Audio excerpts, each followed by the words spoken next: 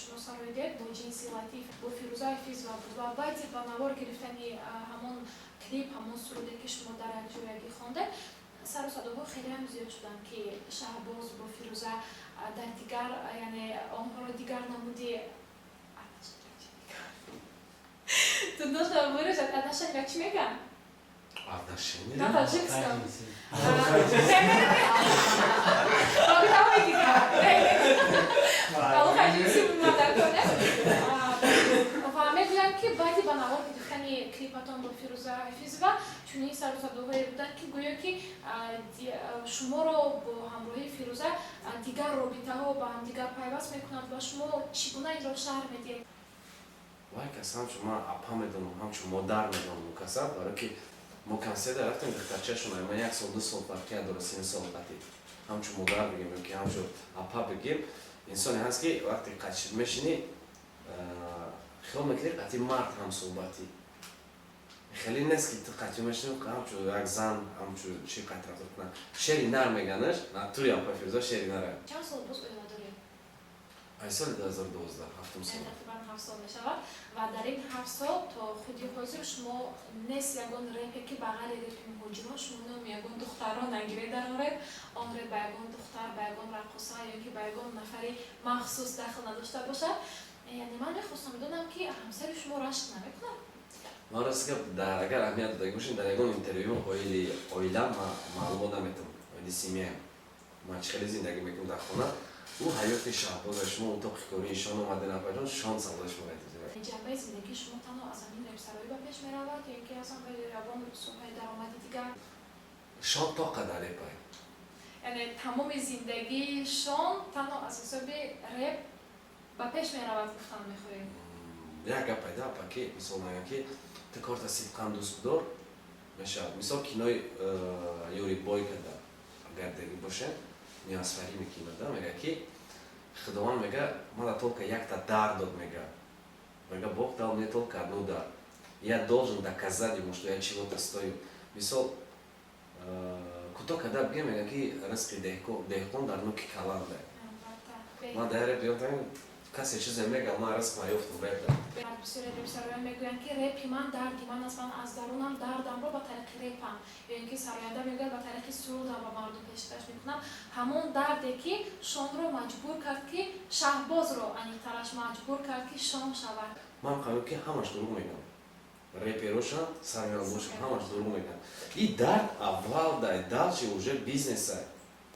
дальше ты должен خودت یا دردی نه بسازی بخونه که درد یک سطوری بگیره یا لکه نه سراینده درد دارم نه ریپی روزی همش در خود دارم ریپیشان سرانجام خود در خود درد گذاشت همون دقیقه که سراینده مشهور میشود ریپسرا مشهور میشود علاقه درد فراموش میشود و دوامی کار بیزنس رو نگاه کنید که مثال تو یک دختر نقض میبینی مثال نقضش دیدی دربارش در کنی استرادات کردی تو مشهور شدی تو یک عالم مخلص داری تو وقتی که صحنه در کنسرت میمونی زالی تو پر میشه در یادی تو نمیزنم دختر برای که مخلص من خیال میکنم داشتن مخلص ای داشتن عشق در بالاتر نیست برای صنعتکار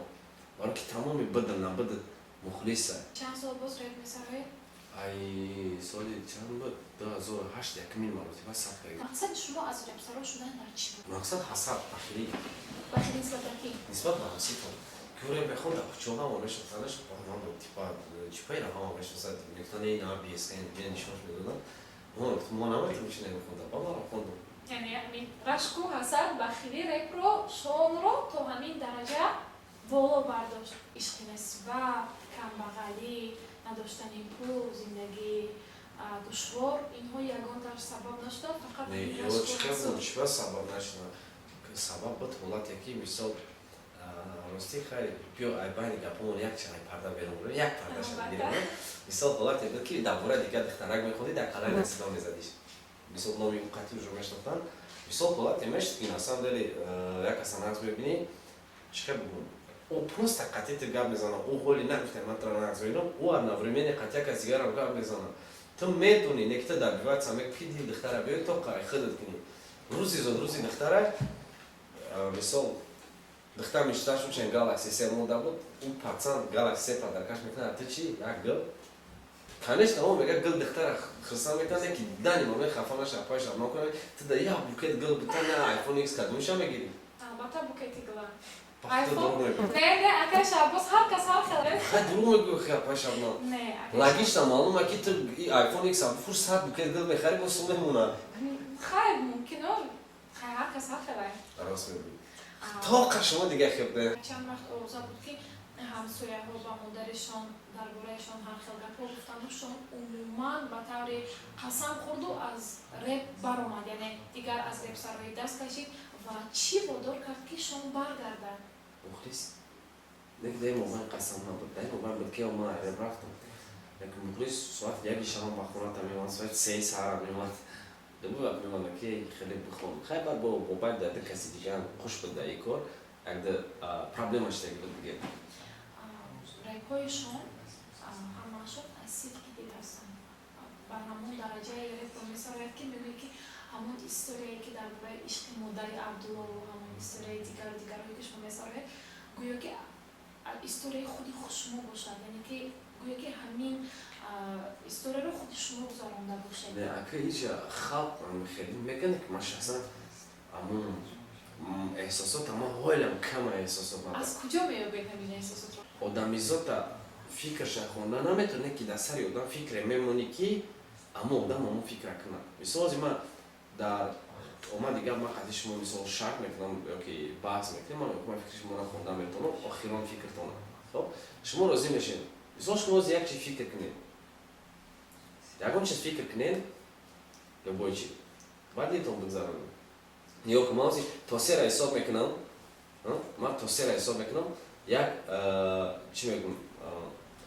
тосера ҳисоб мекунам шумо рест ки ягон ҳисоб бигӯед як телефона фикр доштем дурӯғ бигӯед ростша нагӯед баъд ман ростша мегӯям ки шумо чира фикр доштем ҳамин се гуфтам рест ки ягон чиза нишон диҳем тайёре як ду се камера фикр доштем фикри дурӯғ буд а фикри ростии шумо ҳамин буд ки нигоҳ ки ӯ фикри шумо пешина буд охирон фикр дар сари шумо ҳамин буд ки кай ман се мегӯям ки шумо фикри дурӯғтон набигӯед мисол ам репам ам психологияро мо ҷо мекунем философия психологияро ҷо мекунем уже аллакай мардум дар ҳамон чиза метӣ ки амво ҳам хеле фикр кунад шумо дар ҳар репатон мегӯед ки ман бачаи кӯчаям ва ҳамин бачаи кӯчаи муфтеги шумо комментариҳо дар поён бинед шон бесавод шон ягон ҷо хондагӣ нест ки куҷо пайдо шид ин намечи намечи шон ҳам ягон маълумот дошта бошад шӯё ки то қан мактаби 37 тамом карду ба ҳамин аллоҳу акбар мактаби 37 бале мактаба тамом кардам дохил шидам донишгоҳдам мутаассифона як чанд сол хондам фақат дар курси ду боло нарафтам дар ҳақиқат ман саводам систай кадом донишгоҳ технологический ба одами саводи шонсӯз будагӣ монанд нестем одами саводи шонсӯз будагӣ чӣ хеш мо инқадар эҷод мекунем апа ҳастай ба саводи бетақдира бесаводи батақдир барои чӣ бисёртар одамое ки саводшонсизтаранд ва муваффақ мешаванд сабаб дар ин ки одами бисёр хондагӣ дар ҳаёт риск намекунад мисол як кора кардан дар ҷавобаш номаълума аллохон мегӯяд ки мумкине ки удар шавад мумкине ки фоида шавад а одаме ки саводшонсизтар буд таваккал ба худо риск мекунад ам бесаводи ҳастам ки дар риск кардам барои ки ҳама фақат ошиқӣ дар мехонам мисол ман хеле дорум дача дорум тачка дорум марусмата дар ҷавоб дастудар дар духтара фармуда ама хондам чи камбағалӣ реални ҳаёт инам риск буд шон эмси ошиқ аст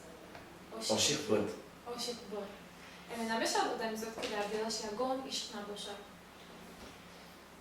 ишқи осон аст бо ҷои маълума ки хона медро як хандаи фарзанд ҳамин нам ошиқӣ тай фақат шумо ошиқи фарзандат ҳастед дигар ба ғайри фарзандатон нестанд ягон духтар ягон зан ягон нафари дигар духтарое ки оилаи мо берунанд нестанд нестанд фақат ҳамоне ки дар оилаи шумо ин модаратон ҳамсаратон духтаратон бале ҳамон мешавад беҳтарин ҷавоб шабос ташаккури зиёд ва дар охир шон ба мухлисонаш чӣ мегӯяд ба мухлиса хайр чӣ мегӯяд ба мухлис ба мухлис вақте ки именно ман дар мухлис обращаться мекунам ҳамин чизам вақт ҳайрон мемонам ки чӣ бигӯм барои ки ман чизе мегӯям барои мухлиси мара камай ман чӣ коре мекунам барои мухлиси мара камай худ ман вақте ки шон медан ман медонам ман виноват ҳис мекунам ман гунаҳгор ҳис мекунам дар пешам қадар мухлисе ки იხა ვახტი ბეჰუდა გაშთან რომ მომეთო მე არებთ კომერჩზე ზოგნო ნაკი აფსუსკი მაგრამ ვახ ამ მუზიკი ვადა და ამ მუზიკა საბად ამ მუზიკა მე საბად მე ხო ხელი სითხანეს და გოგონი تشکر زیاد و ممنون بسیار بایم با شما امروز با خیلی مرسم مورو هم به